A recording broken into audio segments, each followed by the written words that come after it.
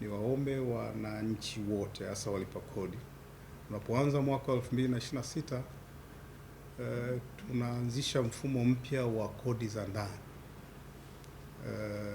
unaitwa Integrated Domestic Revenue Administration System IDRAS, ambao utaanza ndani ya mwezi huu wa kwanza. Mfumo huu unaenda kuondoa inconvenience, ni mambo mengi yatafanyika online. Tunatarajia ule usumbufu wa walipa kodi kuja mara kwa mara kwenye ofisi zetu utapungua sana. Lakini la pili, unaenda kuondoa malalamiko ya assessment ambazo zinaonekana si za haki, kwa sababu tutakuwa na taarifa ambazo ziko sahihi, quality of assessment zitakuwa kubwa sana. Kwa hiyo itaboresha huduma kwa walipa kodi.